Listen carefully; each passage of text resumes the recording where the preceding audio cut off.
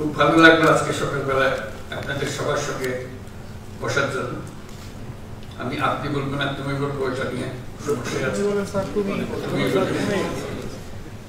বাকি সবাই কিন্তু সংগতি করতে হবে। খুশি হয়েছি যে সবাই আমরা একত্রে বসতে পেরেছি।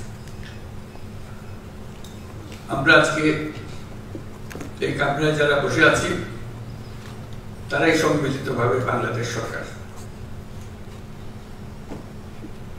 মহা শক্তিধর একটা সমাবেশ।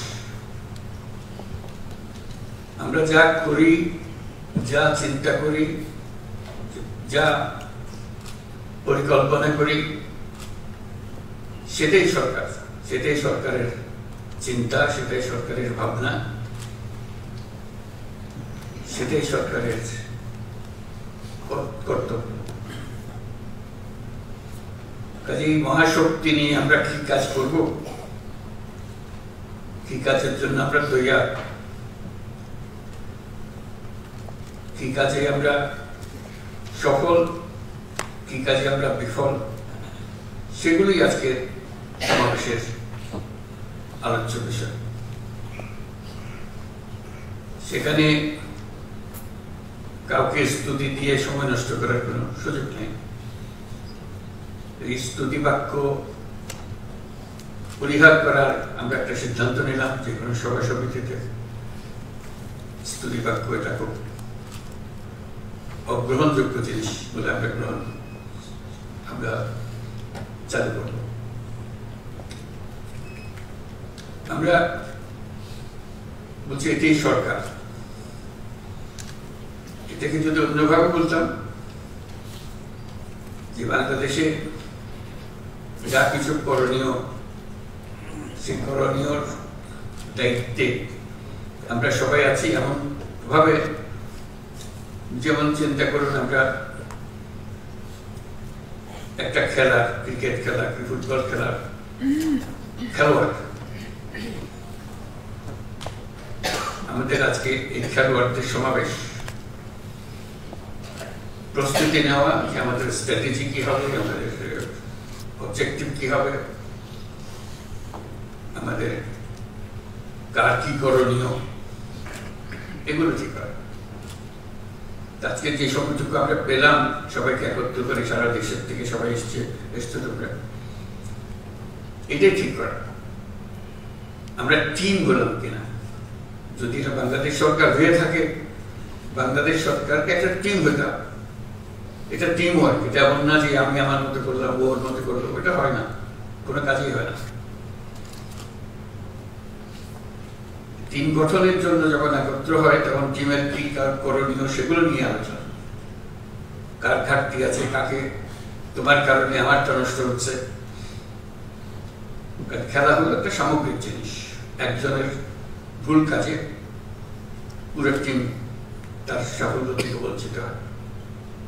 কাজে আমরা কেউ যেন এমন কোনো ভুল কাজ না করি যাতে করে পুরো টিমের সাফল্য ব্যাহত হয়, আমাদের গন্তব্যে পৌঁছা ব্যাহত হয়।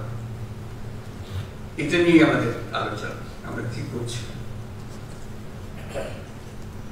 আমরা সরকার গঠনের পর থেকে এখন 6 মাস চলে গেল। এটাকে আমি বলছিলাম যে এটা আমাদের প্রথম পর্ব। আয়োজন করার জন্য যে সময় লাগে, অনেক ভুলভ্রান্তি হয়েছে আয়োজনের সময়, এখন সেগুলো ঠিকঠাক করে আমরা পুরো খেলার জন্য এখন প্রস্তুত। সেই প্রস্তুতিটা আমাদের হলো কিনা, না হলে কি কি ঘাটতি আছে সেগুলো ঠিক করা। আমি অন্যভাবেও চিন্তা করছিলাম কথা বলে শোনার সময়, এটা যদি কোনো বড় কোম্পানির এক্সিকিউটিভদের একটা বৈঠক হতো, তাদের যারা শরীক করছে তারা কি বলতো, নিশ্চয়ই ম্যানেজিং ডিরেক্টরের প্রশংসায় সংযুক্ত হতো না। তারা বলতো আমি এই কাজ দিয়েছেন আমাকে, আমি এই কাজ করেছি, আমার এই সাফল্য হয়েছে, আমি ওই কাজ আরো এই কাজের জন্য প্রস্তুত। আমি দুভাবে দেখালাম। একটা হলো যে খেলার মাঠের খেলোয়াড় একটা হলো ব্যবসায়িক প্রতিষ্ঠানের ফিল্ড অফিসারদের তাদের বক্তব্য। সরকারের যে খেলোয়াড় যারা আমরা আছি তাদের এই ভূমিকা ওই দুই গোষ্ঠীর মধ্যে কোনোটার মতো হতে হবে, যে আমরা কি করছি, কি করার দরকার, কোথায় আমরা আটকে যাচ্ছি, সেগুলো নিয়ে আলোচনা হবে। নিশ্চয়ই আজকে উদ্বোধনী অনুষ্ঠানে হয়তো হচ্ছে না, অন্য সময় হবে। তো সেখানেও আমাকে প্রধান অতিথি বলাতে আমি একটু কষ্ট পেলাম, যেন আমাকে বাইরে রাখা হলো এই খেলার মাঠ থেকে। হওয়া উচিত ছিল তো আমার খেলার ক্যাপ্টেন, কিন্তু আমার করলে অতিথি। আমি অতিথি হিসেবে বক্তব্য রাখতে চাই না, আমি ক্যাপ্টেন হিসেবে বক্তব্য রাখতে চাই।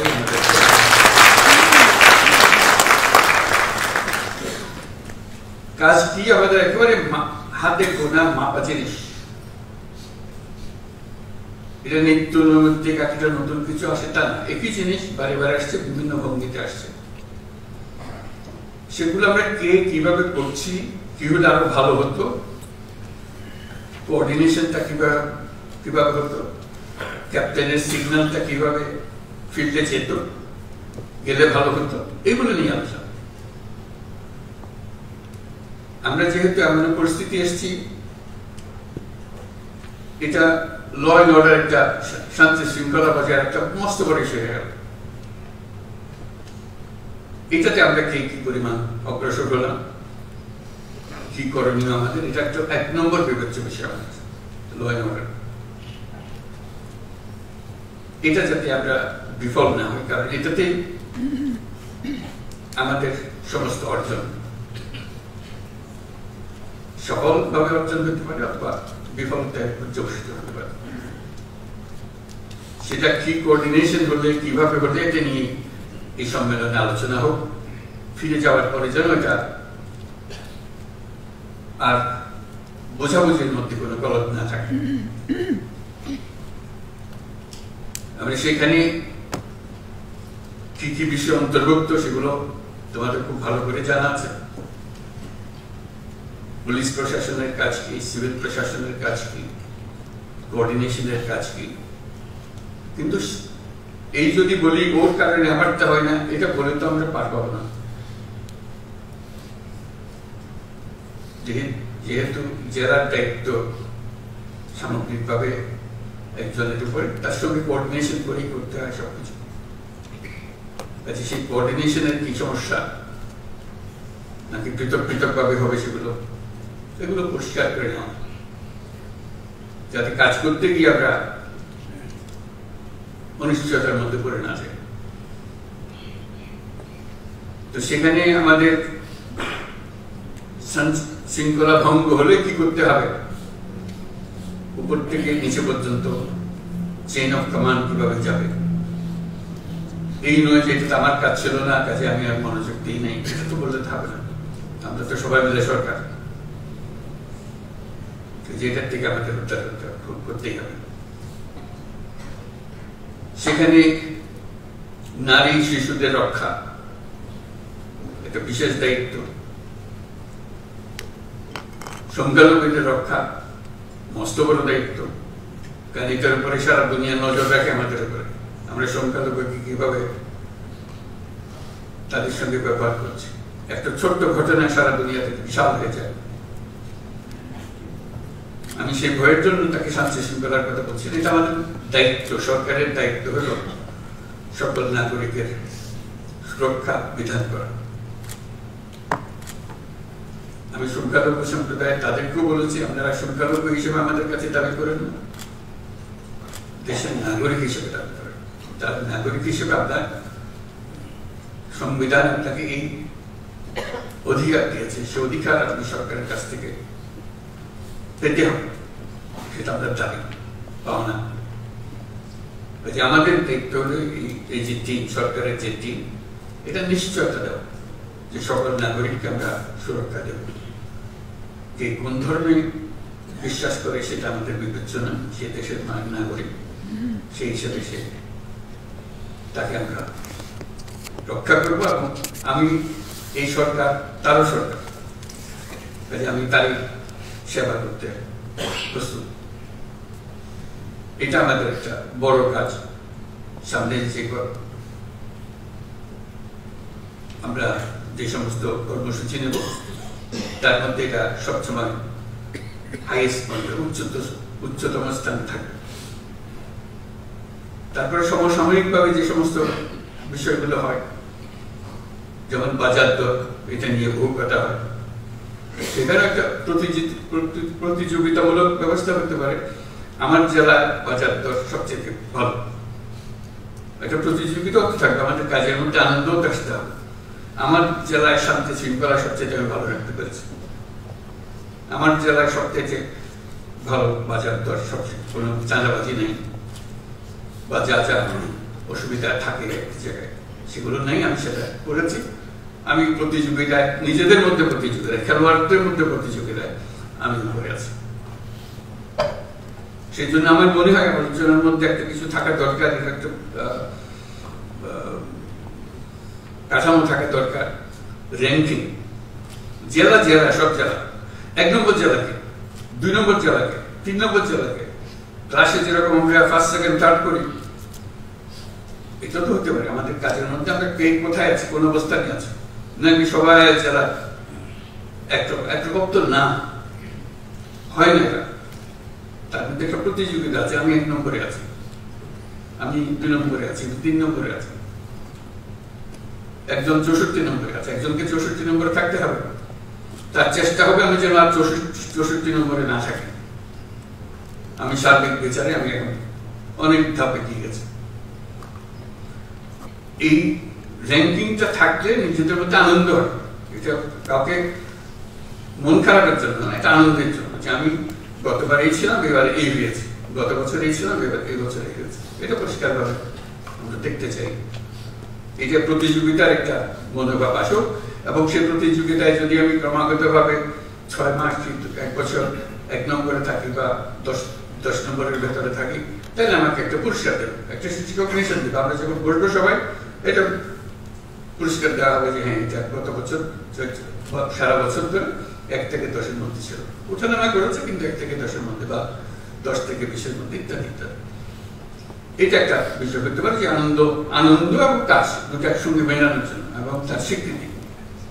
এটাই জন্য বললাম, আমি যখনই এখানে আসার পরে, সরকারে আসার পরে, সরকারি কর্মকর্তা সবার সঙ্গে দেখা হয়, কথা প্রসঙ্গে একটা কথা প্রকারান্তরে শুরুতে, শেষে, মাঝখানে বলেন, আমি যখন ওখানে ডিসি ছিলাম, অমুক জায়গায় ডিসি ছিলাম, ডিসিটা তার সবচেয়ে স্মরণীয় অধ্যায়। তারা এখানে চলে এসেছে, বহু উচ্চতে অবস্থানে আছে, কিন্তু সবচেয়ে স্মরণীয় অধ্যায় হলো আমি যখন অমুক জেলার ডিসি ছিলাম, তখন আমি এই করেছিলাম। এটা একটা স্বাতন্ত্র, আমি নিজের ইচ্ছায় অনেকগুলো কাজ করতে পেরেছি সেখানে। এবং আমার একটা, তারপরে বহু জায়গায় চাকরি করেছি, বহু ধাপে চাকরি করেছি, কিন্তু ওটাই আমার স্মরণীয়, যেহেতু আমি আমার নিজেকে সেখানে প্রকাশ করতে পেরেছিলাম। এটাই শুধু নিজেকে প্রকাশ করা, নিজের ক্রিয়াশীলতা, সৃজনশীলতা, এগুলো প্রকাশ করা। গদবান্ধে একটা কাজ তো আছে, গতের মধ্যে থাকতে হয়, থাকি, কিন্তু তার মধ্যেও একটা সৃজনশীলতা আছে।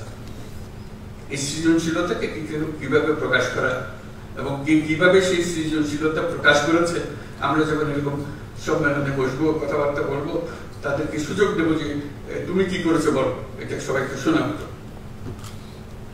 সবাই শুনলো, হয়েছে মজার জিনিস। তারপর কোনো আইনও আগে নেই, কিছু করেনি, কিন্তু বিরাট জিনিস বের হচ্ছে। অনেকে বলছে আইনে ছিল না বলে আমি করি নাই, করতে পারিনি, হয় অনেক সময় আমরা ব্যাখ্যা দিই। ওই আইন, যত আইন আছে সবার মধ্যেই এই কাজ করা যায়, এবং পরে দেখা গেল আইনটাকে উৎসাহিত করেছে, নিরুৎসাহিত করেনি। ওই জিনিসটা দেখি খেয়াল রাখা, যে আমাদের এই জেলায় আমাদের যে সময়টুকু, সেই সময়টুকু যতটুকুই হোক একটা স্বল্প সময়, আমার কর্মজীবনের একটা স্বল্প সময়, কিন্তু যে বললাম এটা স্মরণীয় অধ্যায় হতে পারে যদি আমরা করতে চাই, যার যার মধ্যে করতে চাই। আমরা অনেক সময় এখানে বসে, ঢাকায় বসে অনেক সিদ্ধান্ত নিয়ে, সেটা জেলা পর্যায়ে গিয়ে কিভাবে প্রকাশিত হয়, কিভাবে এটা ইমপ্লিমেন্টেড হয় জানার কোনো সুযোগ থাকে না আমাদের। যেমন আমরা বারে বারে কথার মধ্যে আসি জন্ম নিবন্ধন, এটার কোনো মা বাবা আছে বলে আমার মনে হয় না। নিয়ম আছে কিন্তু মা বাবা নেই। আমি মধ্য বয়সে কিংবা শেষ বয়সে কোথাও যেতে একটা পাসপোর্ট দরকার, পাসপোর্ট করা হয়নি, জন্ম নিবন্ধন নাই বলে জন্ম নিবন্ধন লাগবে, আমার আমাদের জন্ম নিবন্ধন কে করতে জানিও না, ইত্যাদি ইত্যাদি। কিন্তু পাওয়া যায়, পয়সা দিলে ঠিকই চলে আসে। পয়সা দিলে যখন ঠিকই চলে আসে তাহলে পয়সা না দিলেও আশা করে। এই সিস্টেমটা আমরা করতে পারছি না। এটা তো একজন নাগরিকের অবশ্য প্রাপ্য, আমার জন্মসনদ। সরকার ব্যবস্থা করতে পারে নাই বলে অজুহাত দিয়ে তো চলবে না, নিশ্চয়ই ব্যবস্থা আছে, কিছু একটা করতে হবে। ওই যে বললাম যে টাকা দিলে করে দিতে পারে সেটা সরকার কেন পারবে না? তাহলে আমাদেরকে সেই ব্যবস্থা করতে হবে। জন্মসনদ তার প্রাপ্য যে কোনো সময় যে বয়সে চায় তাকে দেওয়ার ব্যবস্থা করতে হবে। কি করতে হবে? ওই যে বললাম সৃজনশীল হতে হবে, এটা থেকে আমরা নিয়ম বের করতে হবে, কারণ ওইটার উপরে সমস্ত কিছু নির্ভর। সেই জন্মসূত্রে আমি বাংলাদেশে এটা একটা প্রমাণ, তাদের প্রমাণ। এই দলিল দিয়ে আমি ভবিষ্যতে যা কিছু করি। ওইটা না হলে এনআইডি পাওয়া যাচ্ছে না, এনআইডি না হলে পাসপোর্ট পাওয়া যাচ্ছে না, সব আটকে গেল সব। আমরা বলছি যে এটা সবার একই সঙ্গে তার সমস্ত কিছু হতে হবে। যদি আমার জন্মসনদ থেকে থাকে তাহলে আমি এনআইডি পাবো। এগুলো এখন অনলাইন পাওয়ার কথা, আমরা অনলাইন পাচ্ছি কিনা? পাসপোর্ট অনলাইন, এখন ই পাসপোর্ট হচ্ছে কিনা? এখনো দেখি ওই এমআরপি করছে। কেন হচ্ছে? আইন তো আছে। আমি বলছি রাতারাতি সব হয়ে গেছে, এটাও আমি আশা করি না, শুরু তো করতে হবে সেই কথার কাজটা করা। যে আমার এখানে আমার জেলাতে এমআরপি আর হবে না, এখানে সব ই পাসপোর্টে নিয়ে যেতে পারবো। যেহেতু আমাদের এই টিমের কাজ, যে টিম এখানে আমরা বসে আছি, এখানে আইন বানানো হয়, এটা আইন খাটানো হয়, নিয়ম মানা হয়। এগুলোতে আমরা কিভাবে যাবো? একটা থেকে একটা আমরা উত্তরণ কিভাবে করবো? বলছে যে এখন জমি রেজিস্টার করতে পারছে না, অমুক করতে পারছে না, কর দিতে পারছে না, সব এখানে আমরা সব শুনছি যে সব অনলাইনের ব্যবস্থা হয়ে গেছে। হয়ে যদি যায় সেটা বাস্তবায়ন হচ্ছে না, কৃষি আটকে গেলাম কেন? এখনো জমির রেকর্ডপত্র আমরা অনলাইন পাই না, করতে পারি না, জমিকে বেচা কিনা আমরা করতে পারছি না। কি কি চাক প্রত্যেকে আমরা ভূমি মন্ত্রণালয় বলছে যে আমরা সব করে ফেলছি, কিন্তু ইমপ্লিমেন্ট করতে পারছি না, ধীরে সুস্থ হচ্ছে। কেন হচ্ছে? এটাই হলো আমাদের অপারগতা। খেলোয়াড় হিসেবে আমরা সেই কাজটা করতে পারছি না। সেই খেলোয়াড়ের যোগ্যতা অর্জন করতে হবে যে আমাদের অনলাইন যেগুলো হয়ে গেছে, অনলাইনের সিরিজ হয়ে গেছে, অসংখ্য জিনিস অনলাইন। এটা কিন্তু এখানে বিল্ডিং এর প্রতি বসাব, দেশে হয়, দেশে না হলে এটা করে লাভ থেকে এই জিনিস করে গেল যে আমরা এটা দেশে অনলাইন মানে কোনো অনলাইন, আর কিছু থাকবে না।